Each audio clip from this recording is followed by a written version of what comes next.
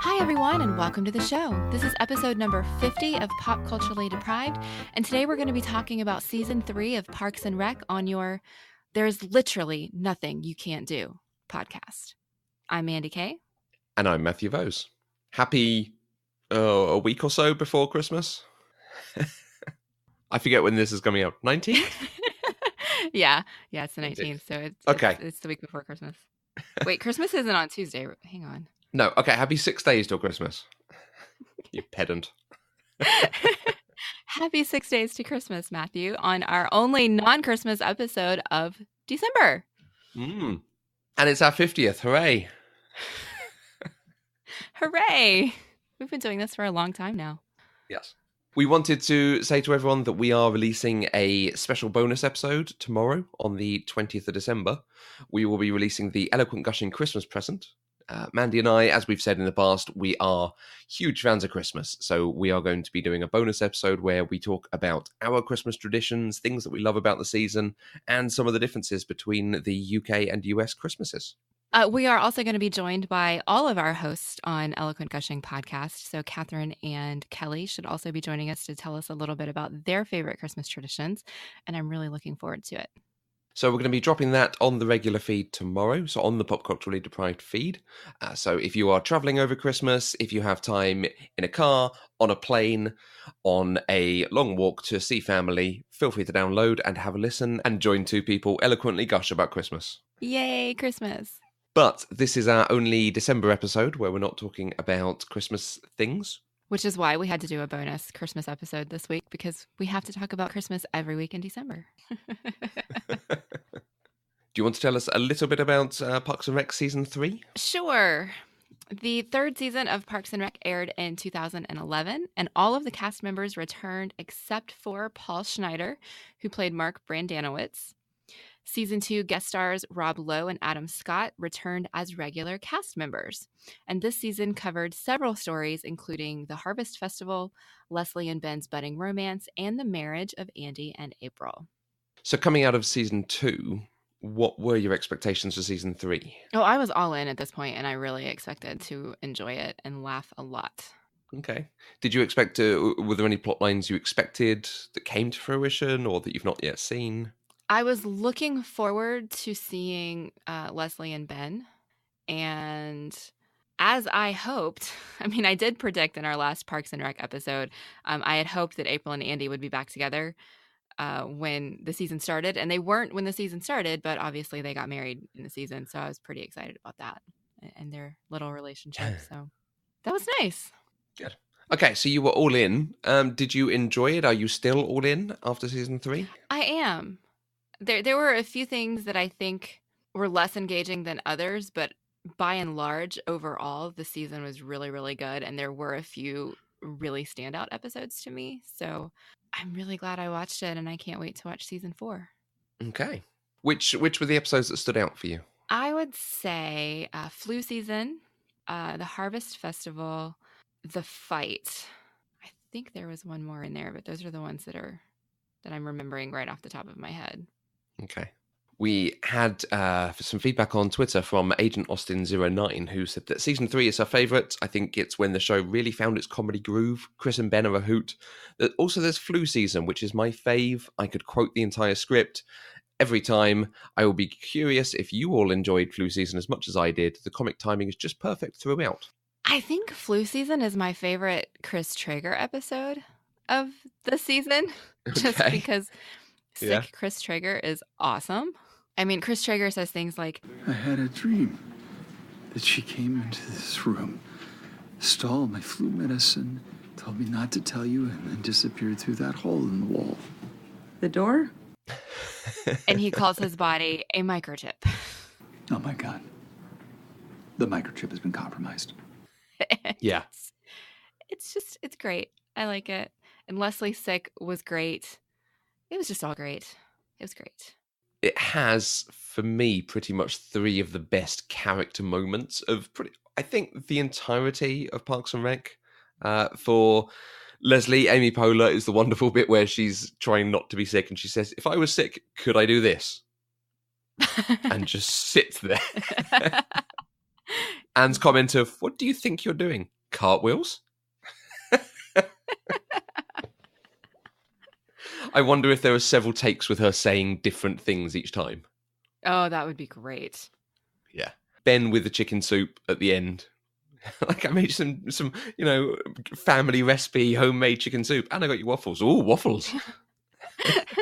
And he looks so sad. He's like, I'm just going to leave that here because it's really good for you. Oh.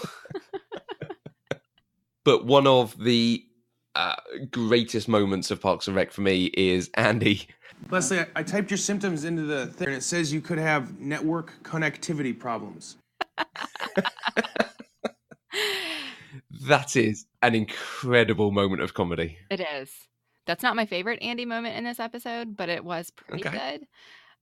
My favorite is Andy and Ron together when Andy gets Ron the meat tornado burrito. And it just, Andy gets Ron, and it's wonderful. And I had made a note early in this season that the friendship that Ron and Andy were kind of developing was really sweet because it started from the beginning, from that first episode where they were coaching the basketball teams, which was a weird thing all on its own, but they kind of leaned into it a little bit in the first half of the season.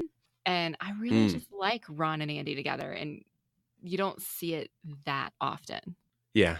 I think they played with it a bit when he started doing the shoe shine in season 2, and you have that sort of weird gay panic thing between them. But then suddenly they turned it around. This season, they very much changed. Like, no, let's just have people be friends. It's fine. Yeah. Yeah, it works really nicely. As good as flu season is, I think it hurts the rest of the season a bit because it is so good. It is an impeccable episode that's written so well. The performances are great. It takes quite a bit of the season before anything starts comparing to it again. Yes. And like, I can remember watching it going, okay, I can see they're doing all the character things, but it's just not as good. And for me, it's not until I think probably Jerry's painting an Eagleton much later in the season that I start going, okay, this is some new humor. It's a bit different. It's quite clever. Okay. For me, it's a little bit earlier. I think Media Blitz, which is episode number 5, starts it just a little bit, but that's because they lean into Ben's awkwardness so much. And I can see myself in that awkwardness just a little bit, which is why I liked it. But I also adore Ben, so... Yeah, and it is one of our first times we've really gotten a Ben episode. And it's also the episode where April and Andy get back together, so... Yeah. So the other episodes you mentioned were Harvest Festival. Yes. Which is the culmination of a few things. And it does a nice thing because it goes well despite the, normal sitcom things of stuff going wrong and the ridiculousness of the Native American curse on them. And then it sets up the rest of the season with Leslie having to come up with something even better that you then get in camping, and you get her coming up with new initiatives and being more involved in the government with Chris as city manager. I was disappointed in the camping episode, although it made sense. Why disappointed? I think because I was right there with everybody else and expected Leslie to have all of the great ideas, and then she didn't. Right. And so I was disappointed that she didn't. But it totally makes sense that she wouldn't, because she had just done this huge, amazing thing. And so, not every person has that next best great idea. Not every person thinks they're Tom, who always thinks he has the next best idea. So it was a little bit disappointing. And I was, just kind of frustrated with some of the other minor storylines, like Andy and his utter ridiculousness and not knowing what he was doing. So that one was not a standout episode for me. It was an annoying episode. Okay. For me. No, I'd completely agree with that. It like you say, it makes sense that it does what it needs to do, and it's good that they confound the expectation of Leslie having something, but the resolution is she needed some sleep. Right. It would have been more interesting to see her flounder a bit more and have to learn to lean on other people differently. It was nice, though, to see Ron trying to take care of her and Ron stepping up and saying, I know what she needs, and giving that to her. Even though the resolution was silly. Like you said, she just needed some sleep. Yeah, that's weak. Yeah, reminiscent of season 2 in Galentine's Day, where he talks to her about her boyfriend and why she doesn't like him. Like, oh, he actually gets her. He just doesn't want to. Right. And Ron had a lot of that during the season. him sacrificing being in the circular desk in the middle so that everyone could go back to normal. Him pitting people against each other because actually it gets, to him, it gets things done better. Mm-hmm. We had more of wise Ron than silly Ron. Yes, but when we did have silly Ron, it was amazing. Yeah. And it's good because it's infrequent. It's not every episode we get him to do something. Yes. And you know what? I appreciate that about Parks and Rec, because often, and I will say this is, only from 2 good seasons. I don't know what they do in the rest of the show yet. But so far, when they find something that works really well, they don't super heavily lean into it, which then makes it valueless. Like, that tends to be what people want to do. They find something that makes you laugh, and so they just repeat it over and over and over again. And so far, Parks and Rec doesn't do that. When they find something that makes you laugh, they figure out how to make that work best. And I like that because it makes the laughter even better. Yeah. So, I think... Yeah, definitely agree. I'll probably talk about this again when we get to our favorite sections, but one of my very, very favorite things is when Ron Swanson giggles. Oh, my God! And I'm pretty sure he only did that twice in this whole season. And it's possible I missed some, but the standout ones, it was only twice in these 16 episodes. And, in the hands of a lesser showrunner, it would have happened in every episode. And so I love it. It's funny because you can almost see it coming because they usually lean a bit more into him being a hard ass. And they do some joke about him like, come on, Leslie, get this over and done with. I don't care, whatever you do. Oh my God, it's little Sebastian. Yes. Yeah. We had a really good question from at Anna_MCG, who asked, who is the best couple in season 3? And I think that there is a lot of discussion to be had about all the couples. So that is a really good question to start us off with. Of all the couples, who did you prefer? Leslie and Ben. Yeah? Yeah. Yeah. I love those two so much. I can't stand it. I mean, April and Andy are a close second, but it's going to be Leslie and Ben for me every time. And if they break up and don't stay together in the show, I'm going to be devastated. So not Jerry and Donna? No, but I really enjoyed the game show episode with those two. And in a very believable way, because you do spend 8 to 10 hours a day with your co-workers, so you get to know them really quite well. Yes. Yeah. I mean, I could have answered some of those questions about Donna, so. Right. So does that mean Jerry and Donna are your favorite couple of the season? I'd probably go April and Andy, but it's because, with the exception of that one episode, it's a fairly legitimate relationship. It's the one that is consistently, they're there for each other, they understand each other's foibles and don't fall out over them. It actually makes the relationship stronger. Okay, I can see that. And I love the setup, the episode of April and Andy and April's fancy party, where it is supposed to be a party, and then you find out they're getting married, and that there is this natural reaction of, whoa, no, you have not been together long enough. But then, okay, they are actually pretty right for each other. Yeah, I was completely shocked and flabbergasted by this wedding. I mean, I think I was saying things like, they're not really getting married, right? That's not a real efficient. This isn't legal, right? This isn't a thing. And then they were just married for the rest of the season. And I fully expected this to be something that petered out. It wasn't going to last. It was going to be for a laugh or something.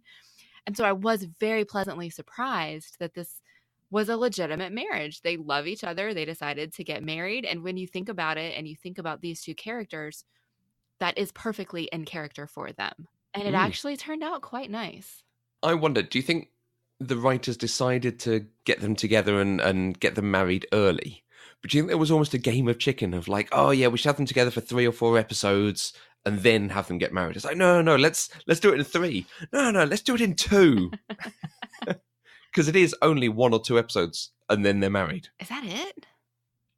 No, it's not. It might be more, but whatever the example, it comes even sooner than you might expect for a story about people getting married early or quickly. Yeah. Love it. It's a very brave thing to do, but I think they pull it off. Okay, so other couples were Chris and Anne for part of the season, and then they broke up. Kind of, maybe, possibly. Yeah, see, that's weird. Okay, so coming out of season 2, I was all about Chris and Anne. I was excited about them. I thought they were perfect for each other. And then season 3 started, and all of a sudden, Anne was like unrecognizable because she was working out with Chris all the time and eating all this healthy stuff and trying to do all of these things that he liked. And the Anne that we had met in the previous 2 seasons was nowhere to be found. And then they broke up without actually breaking up. I'm sorry. Like, that conversation was not Chris breaking up with her. It just wasn't. Am I wrong in that? I think they walk a very fine line that you can miss it as a breakup, but also chances are you're not looking for it as a breakup. You're looking for it as a conversation. But then when you go back and you listen to the words, you're like, okay, yeah, I can see what's going on here. Okay. And apparently I am just wrong. I wonder if the audience wasn't supposed to know it was a breakup, maybe. I mean, I would assume that would be true since we had that whole episode of Leslie trying to figure out if he was cheating on her when they were already broken up. So I guess that episode wouldn't have made sense if they were expecting the audience to be saying, hello, they broke up the whole time. It was weird. It was a weird beat for me. I like it though. And I especially like it because she then misreads it when he's back and thinks they're getting back together. I mean, I feel really bad for her, but it also makes me feel like Chris Traeger is like the world's worst at communicating because he's just so nice and happy and peppy. And you think that even when he's saying negative words, they sound like good words. It's just, it was awkward and a little bit hard to watch. And after that, you do kind of get Anne with other guys. The only one we see more than once is the douche in the fight. And he is. Do we see any of the other guys? Does she go out on dates with anyone else? No. She goes on dates, but only one or two. So. Yeah, we see her kiss a couple of guys, but we never see her go on dates. And I don't think we get anybody's name. Right. Yeah, I didn't like that. No. I mean, more power to her. She can do whatever she wants. It was just, I think they leaned a little bit too heavily on it to make jokes about her. And that's what I didn't like. Mm-hmm. Although it did lead up to the fight, which most of the fight itself I didn't actually like. But when they were like fight dancing with each other on the dance floor, that was amazing. I mean, it was only like a 5-second clip in the middle of the fight montage. But it was epic, and I loved it. And we wouldn't have had that if they hadn't been leaning into this whole thing. So, just hyper-aggressive dancing. But it was a little bit frustrating to watch, I think. Okay. That episode, The Fight, is actually written by Amy Poehler. Oh, I didn't know that. And it is done very well because it's a very short time span. I think it's mostly over the course of one day, the episode. Yes. It is. But it is, it comes across very well and fairly realistic, but in her very optimistic way. When they make up at the end and they're like, oh no, this person says that, oh, this person says this. This person is going to go and throw up. Well, I will join you. Yeah, I really liked that whole episode. Apart from the fight itself, all of these actors do drunk really well. Drunk Ben was one of the most amazing things I have ever seen. And watching them all slowly start to slur their words as they drink more and more. Everybody's wasted. You don't even one thing. I didn't even say one thing. And she asked me the whole thing, and I didn't even do it once. I'm like an elephant, okay? If I walk into a room, it's like, okay, he's in there. I'm gonna tell you that bitch over there. I'm gonna tell. I don't have to brag. Baba boy. It was done so well, and it made me laugh, and I didn't feel, oh, this is so stupid and unrealistic and blah, blah, blah. It was just fun to watch. Yeah. I loved April and Andy doing their role play. And the fact that he makes comment to her early on along the lines of like, I expected you to be a bit sluttier. And she does not break character.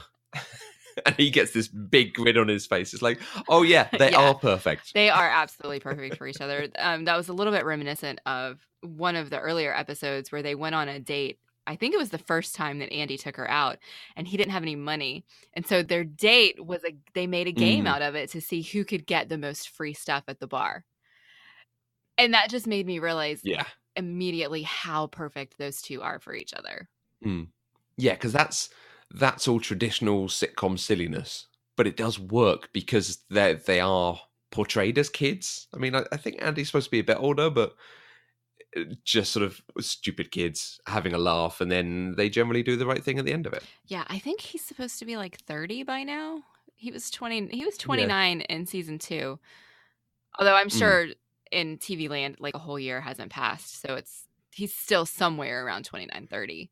But he definitely does not act it. No. And again, they're not changing the characters too much.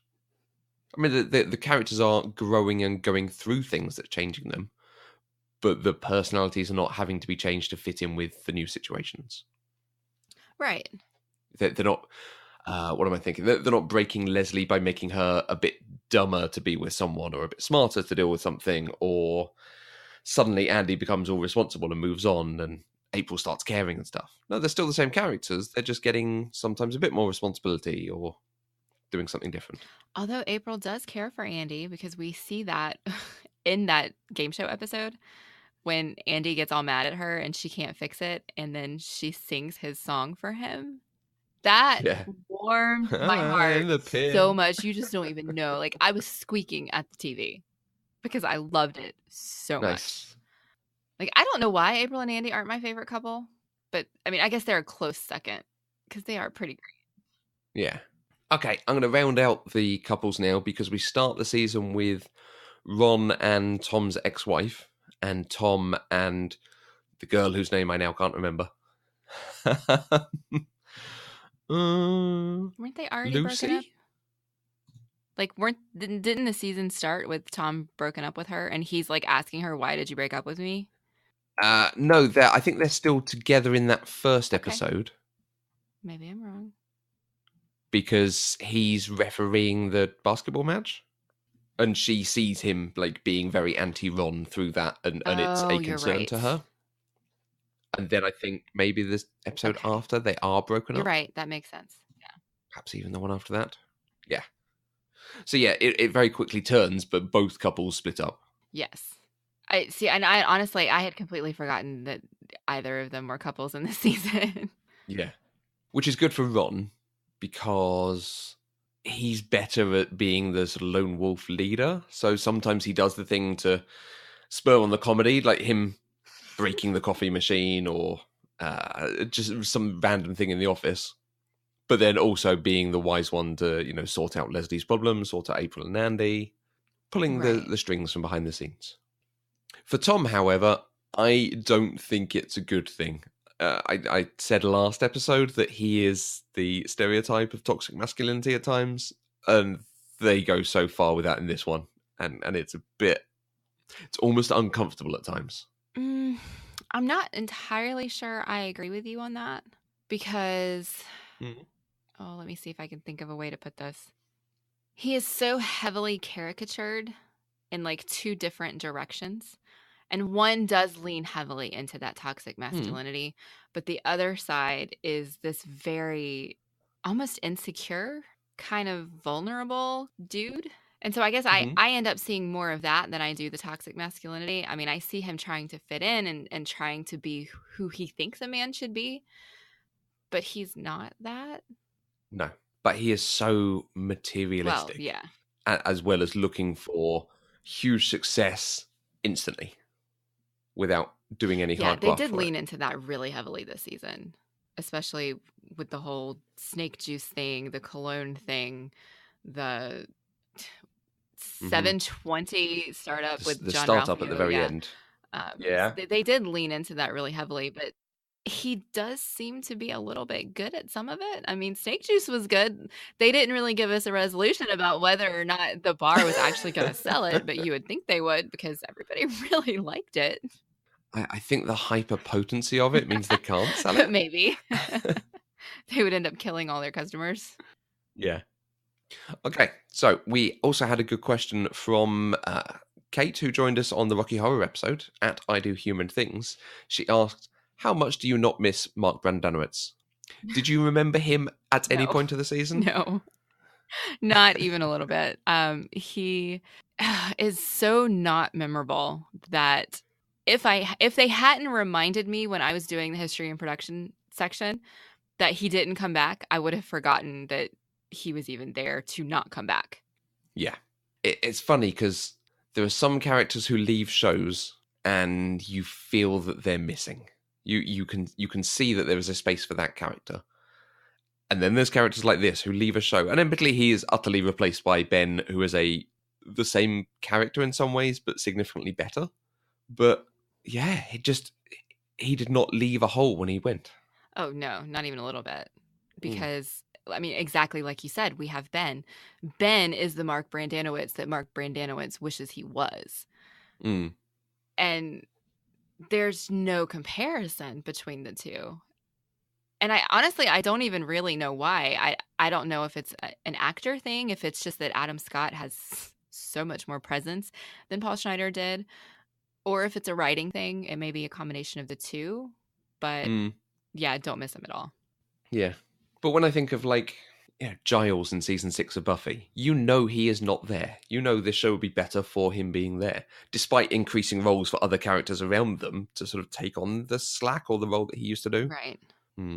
But that's because, so in Buffy, Giles was a core cast member. He mattered.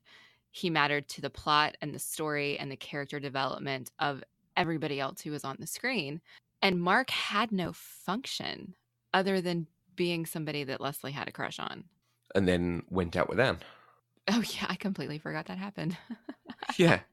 And he did have interactions with everyone else, but you're right, despite being a main cast member, he just didn't matter. At all. Now, Kate also asked us another question. She and I had a conversation about this, and I think we're going to look at it more deeply later on in the seasons. Okay. I am now intrigued. Because I can ask you it now, but there's not too much that we can talk about.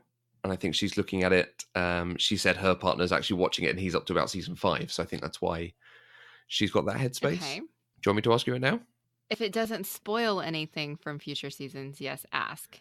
If I just can't... It doesn't spoil anything. Then go ahead and ask, and then you can ask me again when we get to later seasons. Yes. So the other question is favourite running joke. Now, at this point, I think there's only, maybe I could come up with 3 or 4. I think that's more than I can come up with. Exactly. They've only started some of them. And, there were references in this season where I'm like, oh, that's the first time they mentioned this thing. But it doesn't become a significant running joke until later. It's just been a reference so far, and then they will start using it more and more. Huh. So probably ask me that later, because if it's a running joke that just started in this season, I'm probably not going to know that it's a running joke. Yeah. So we have both said that we will try to keep a list of them as we go through the episodes. So just note down now this is a running gag. This is something they're doing fairly often. I think so far I can think of the thing against librarians and the library service. Maybe Tammy, but that's not necessarily a running joke. It's an actual character. Jerry.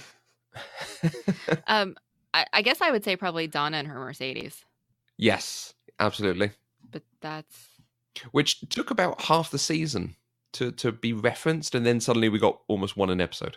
Yeah, I guess we did. Yeah. It was like they forgot about it and then started doing it again, yeah.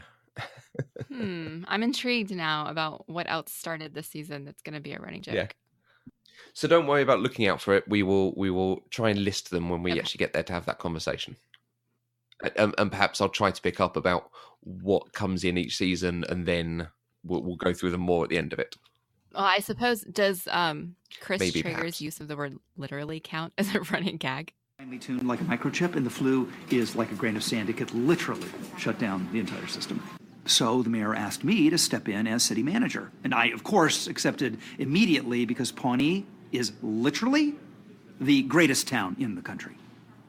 Andy, that was an amazing shoe shine. I can literally see my face in my shoes. See you later! He didn't pay me. There is a pretzel stand over there that serves literally the best pretzel I've ever had. The reason why we're all here is to bring people together. That literally is the most moving thing I've ever heard. Because it's a character trait, isn't it? Yeah. It is literally a character trait. Except that doesn't work because it literally is a character trait. And he never uses that word correctly. Ever. It's so frustrating. Unless he does. Unless it is literally the best waffle he's ever had. Yeah. Okay. Rob Lowe is very good at that role. Oh, he is spectacular in that role. Yeah. He's as good at that as he was at Sam Seaborn, and yet they're very different. They are. I think it's funny that in his very first episode, I thought they were super similar. But then we got more and more and more of Chris Traeger, and I was like, nope, they're so different. Like, not even in the same solar system. They're so different. It's great. Yeah.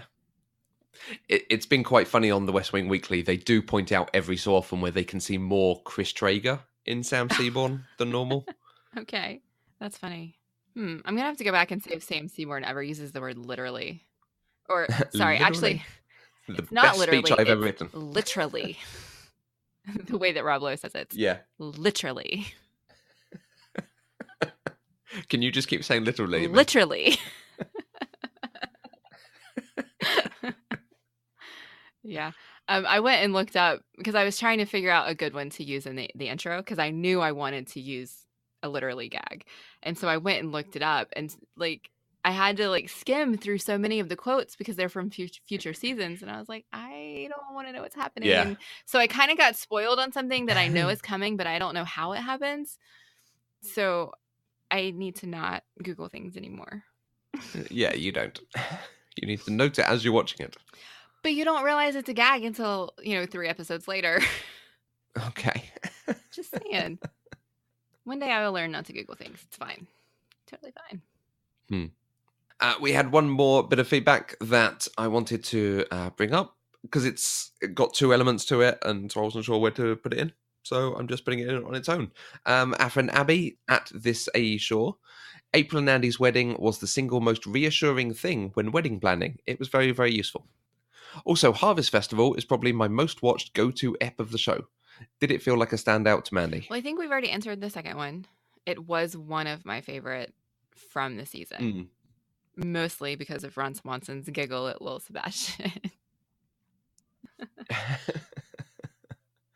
I do love the Japanese news style CG animation about him casting the curse on Leslie. And him working out with Leslie and doing the fake curse on Ben at the end was also nice. I mean, it was fun. Yeah, it was a fun episode. And it was a nice payoff because we do finally get to see the Parks and Rec department do something great, which doesn't happen that often, sadly enough. So it was great. I can see how April and Andy's wedding was reassuring for wedding planning, but I'm not married, so I can't really speak to that. You are in the middle of planning a wedding right now, Matthew. So what do you think about that? Yeah, so this surprised me. The word reassuring was not a word I would have expected to be used there. Okay. But Abby said that it was just like us. They did not have chair covers. Unlike us, they were not bonkers by the day, and everything worked out fine because they are the best couple ever. It was a nice change from all TV weddings. I mean, it was nice. They planned a party and surprise, we're getting married, so there wasn't any craziness of flowers and cake and DJ and venue. It wasn't stressful. It was just a fun day with their friends, and they made it happen. And that is definitely very different from most wedding planning. Well, my understanding of wedding planning, since I've never planned a wedding, but yeah. But that's my exact experience of wedding planning, and that's what I'm going through at the moment. So, but I can see exactly what she means. That actually all you need is the two of you and your friends, and probably some drink and some food. Somebody to actually perform the wedding, which we've got. So, yeah. Talking April and Andy and the Harvest Festival episode, I do love their subplot in that. I love you. Dude, shut up. That is awesome sauce. Awesome sauce. It's amazing. It's just, it's a story that is done very often in sitcoms, particularly. One or other of them not being at the same place in the relationship and not being sure what it means or being afraid of commitment or something. So it's kind of funny when it comes that he seems oblivious and then he's not oblivious. And then it's like, Right. oh no, of course I love you. I don't have to say it back to you. they go to it's a little reminiscent of Star Wars. I love you. I know. I mean, because it's not that they were in a different place from each other. It was just he was so excited that that's what his brain came out with. And he didn't realize that he hurt her feelings by not saying it back because he's Andy. Yeah. Do you, given this is Chris Pratt, you've seen a number of his recent films, I think. I World, have not Guardians seen of the Jurassic Galaxy. World, nor have I seen Guardians of the Galaxy 2. I've only seen him in Guardians of the Galaxy. Okay. And Passengers. So, do you see any of that in this role? No. Good. Was that the correct answer? So, moving on.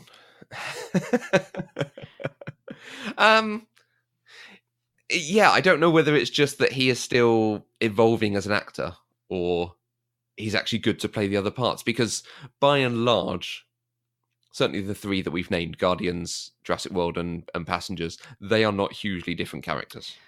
Passengers is maybe a bit more serious. So thinking about since I haven't seen Jurassic World, thinking about Passengers, Guardians of the Galaxy, and Parks and Rec, they are different characters. I mean, Andy is a child, and the humor elements across all three are very similar because Chris Pratt has some really good comedic timing and vocal inflection when he is giving a joke or a facial expression.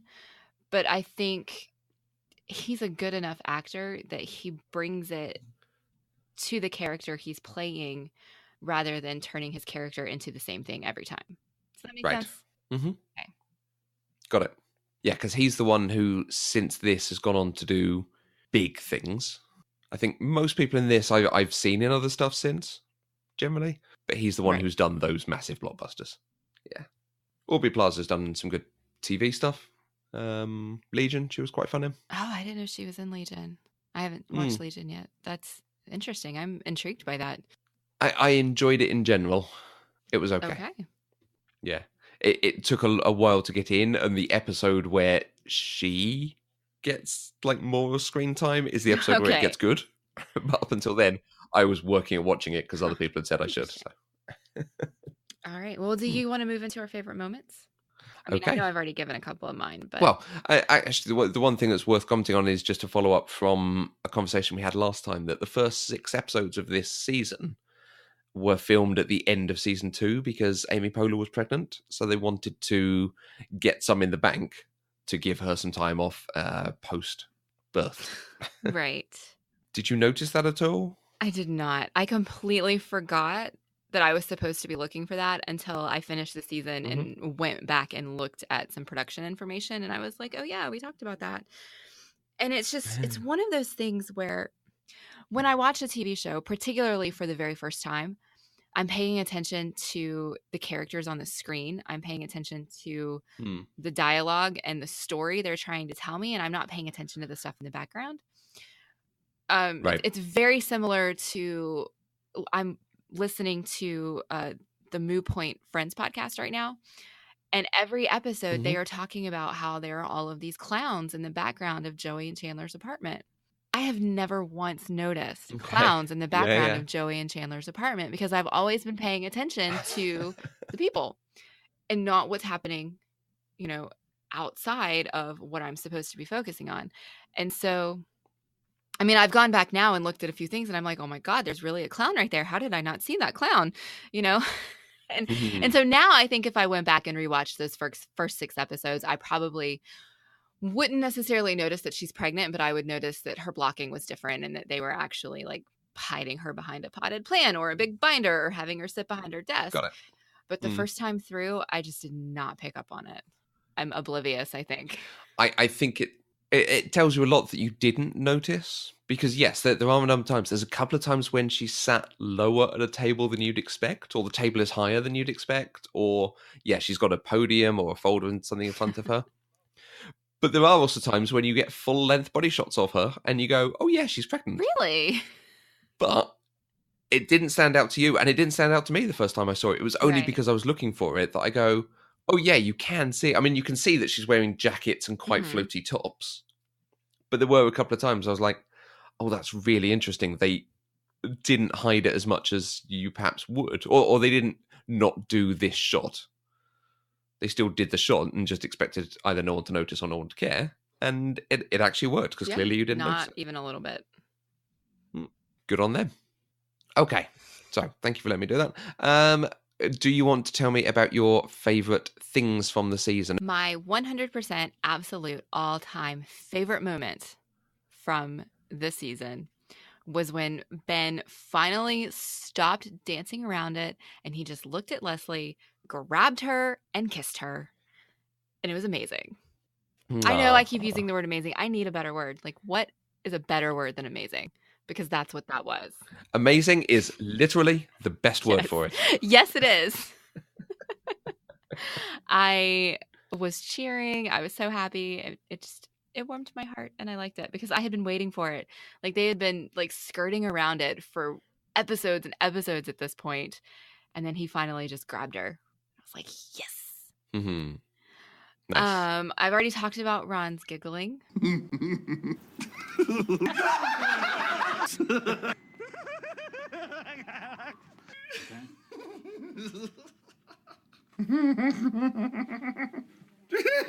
Jerry's still out there.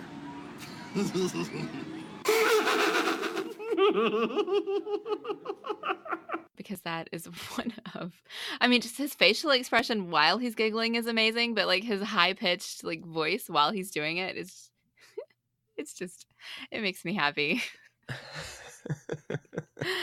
And also another Ron moment in the fight where they were all drunk off of snake juice, and they did that shot of Ron dancing in April's little glitter hat. That was awesome. Mm-hmm.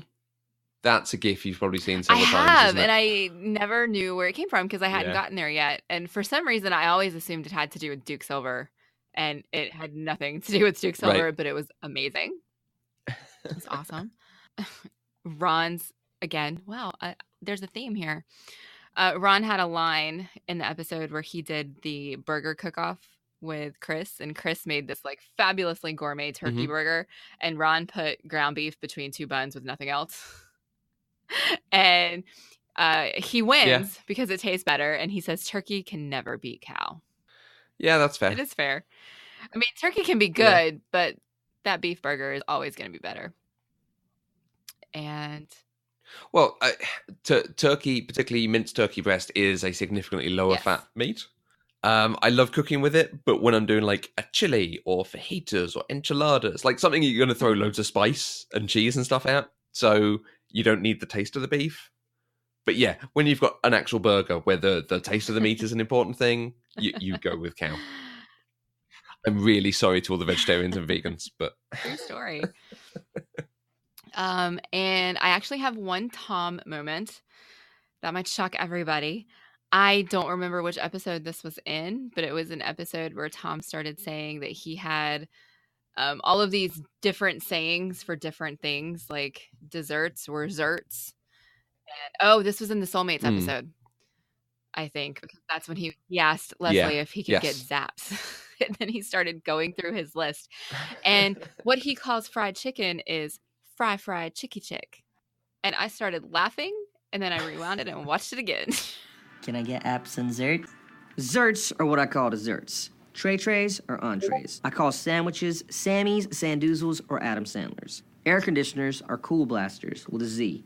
I don't know where that came from. I call cakes big old cookies. I call noodles long-ass rice. Fried chicken is fry chicky chick. Chicken parm is chicky parm. Chicken cacciatore, chicky catch. I call eggs pre-birds or future birds. Root beer is super water. Tortillas are bean blankies. And I call forks food rakes. I don't know why that cracks me up so much, but it does. Fry, chicky chick. Because I think we've had fewer of those, the montages of people doing slightly ridiculous things or saying ridiculous things, but you get them every so often. I think it's better for having them less, because when they get to do it, they do it for longer, and it comes off. Yeah, it's funnier in general. Yeah. And I call noodles long ass rice. Yeah, I mean, I liked all of them. Like they all had me cracking up, but the fry chicky chick, just I don't know why that one was so different than the other ones, but it was great. And my last one is from the road trip episode where we're building up to this whole Ben and Leslie thing, and Leslie is trying so hard to make things not have that sexual tension when they talk, and they're in close quarters for that road trip to, I think, Indianapolis. And so she makes the mixed CD of the most ridiculous random things, like learning Mandarin and, whale sounds and things like that. Speeches. And one of them is this like banjo medley song. How about some music?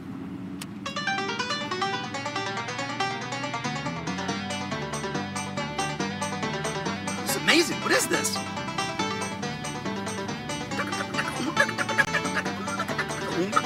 And so at the end, somehow they've acquired Chris Traeger in their car and they're driving back, and the banjo songs comes on, and Chris Traeger just starts doing air banjo in the backseat of the car. And it is amazing. If you just watch Rob Lowe's face while he's doing it, he's having so much fun.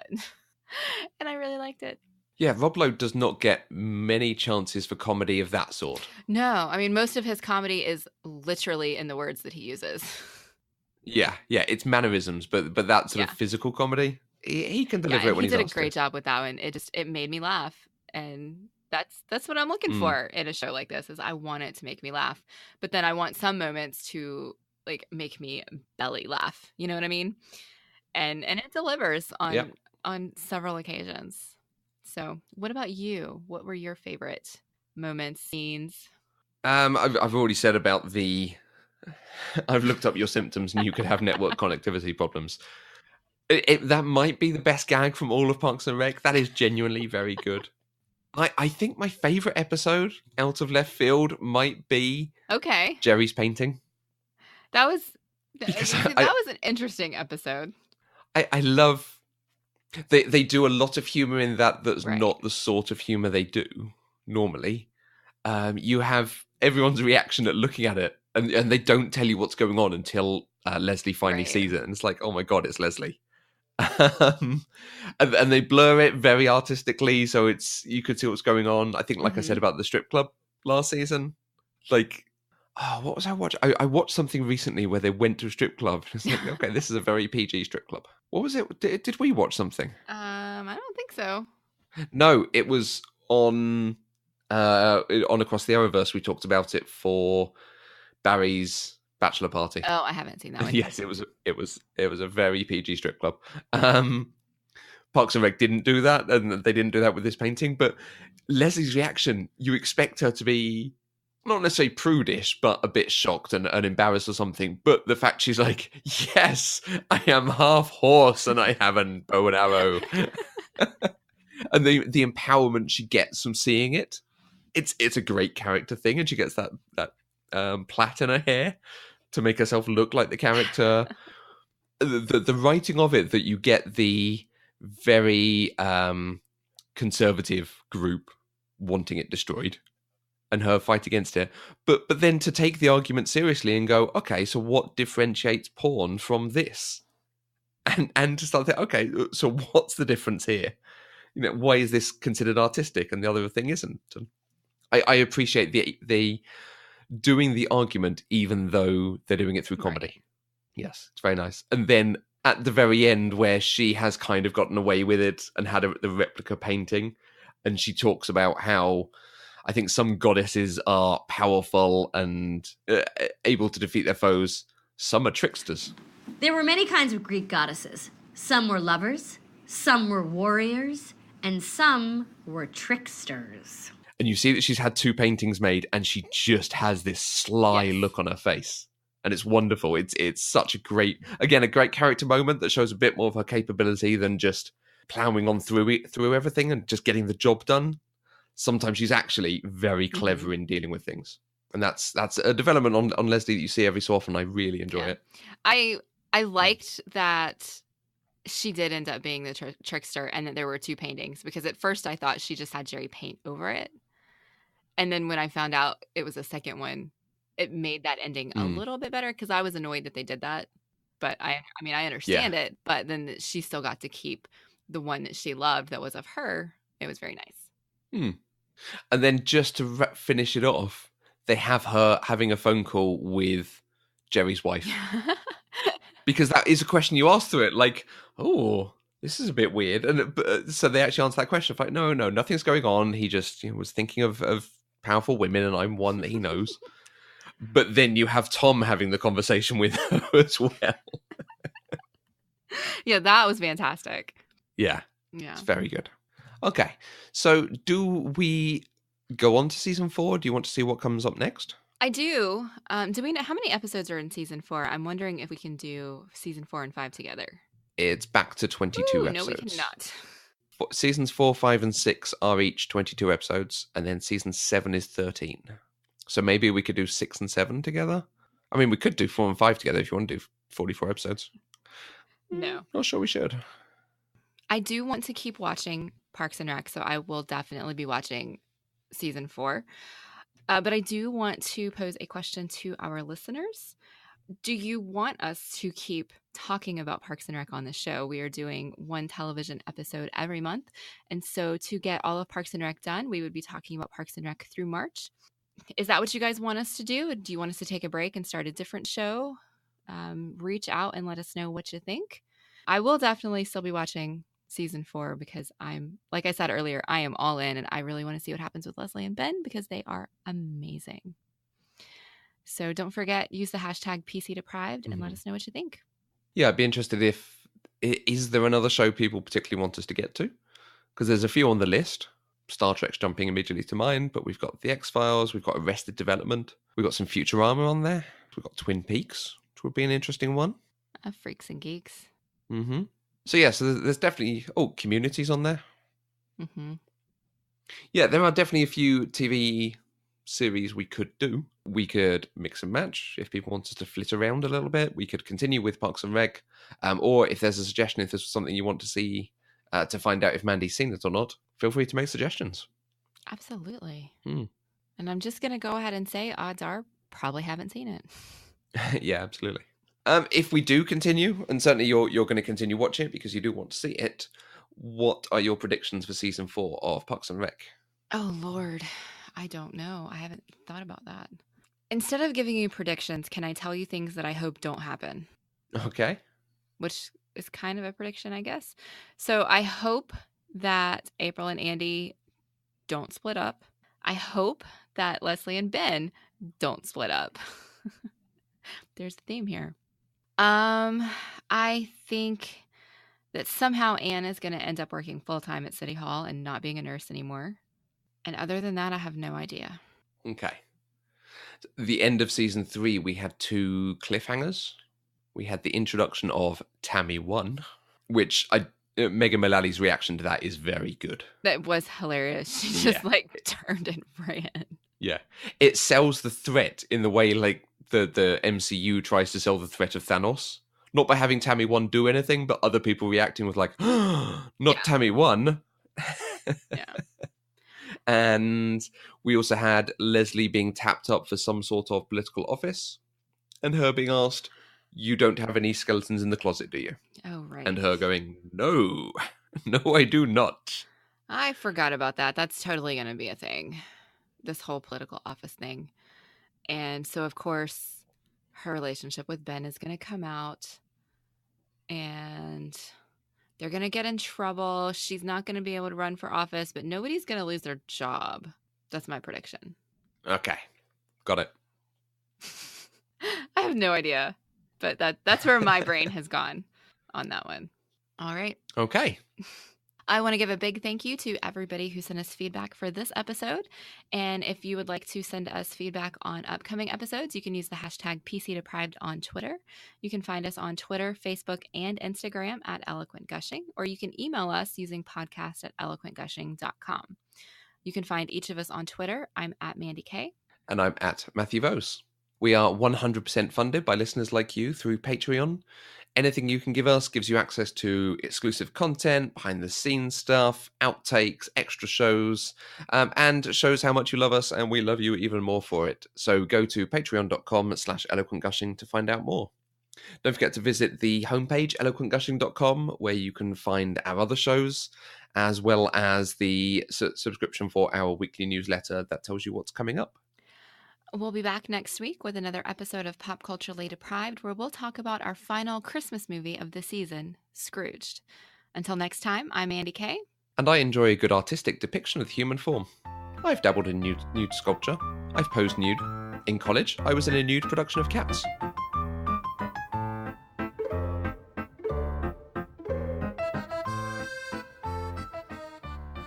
Pop Culturally Deprived is an Eloquent Gushing production. For more information, visit eloquentgushing.com or find us on Twitter at Eloquent Gushing.